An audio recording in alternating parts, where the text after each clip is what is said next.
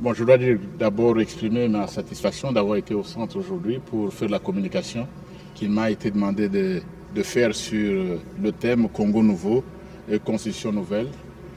Et cette conférence ou ces assises se déroulent au moment où notre pays, la République démocratique du Congo, est victime de l'agression barbare du Rwanda, que je considère comme un État voyou qui viole toutes les règles du droit international.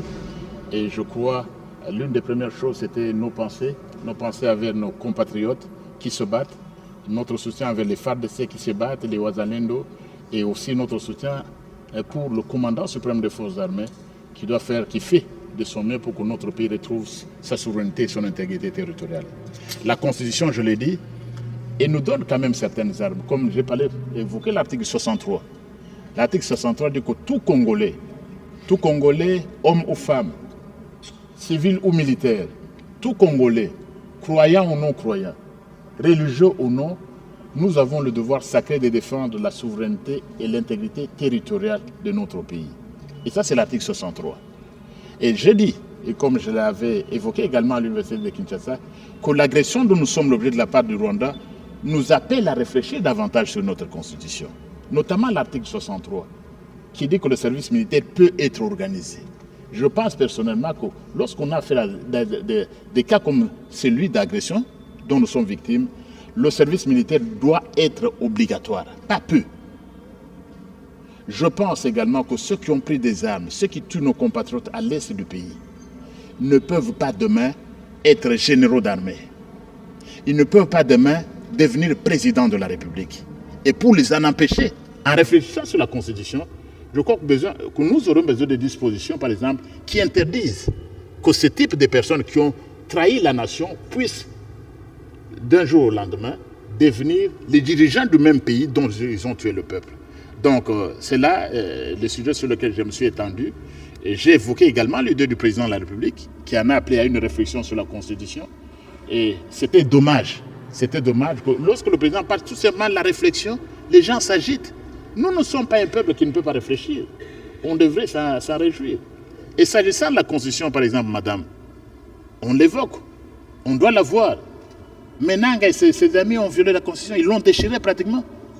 Ils ont nommé le gouverneur, le vice-gouverneur et les autres. En parler, excusez-moi, oui. Je vais trop vite. Oui, allez-y. Est-ce que pour les compatriotes qui ont trahi le pays, qui sont en train de tuer d'autres compatriotes, est-ce qu'il y a une procédure pénale par rapport à ces gens?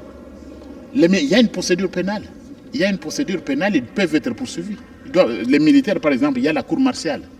Ils peuvent être poursuivis. Les procureurs, les auditeurs près des juridictions militaires peuvent poursuivre ces personnalités. Mais ce que je dis, c'est la conscience, c'est au niveau politique maintenant.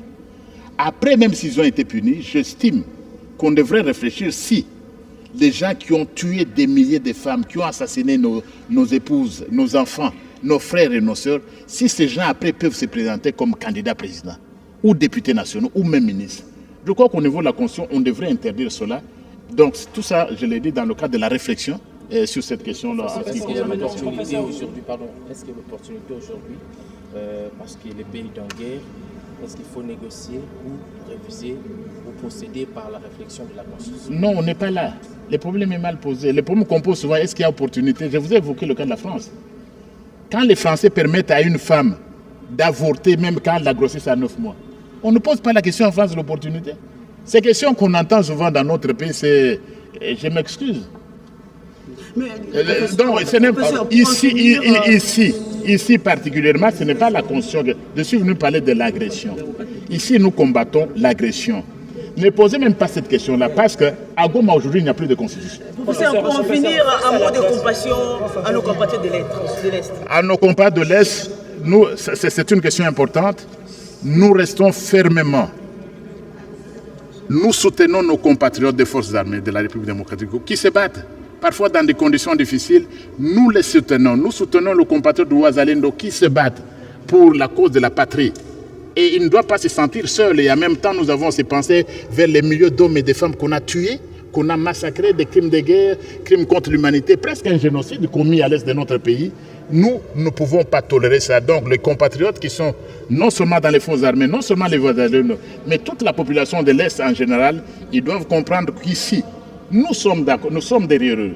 Nous sommes avec eux. Ce n'est pas seulement que l'affaire de l'Est, c'est l'affaire de toute la nation, de toute la patrie. C'est pourquoi il y a toutes ces marches que vous avez vues dans la diaspora, que vous avez toutes ces actions au pays. Nous soutenons parce que nous sommes sûrs qu'un Congo debout, cette guerre contre le Rwanda, nous la gagnerons.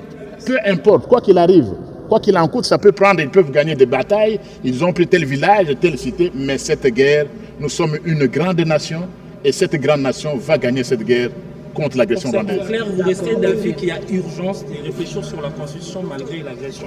Je ne suis pas en train de dire ça, ça c'est le langage de base. Ici, nous parlons de l'agression aujourd'hui. Oui, merci. Il faut combattre l'agression.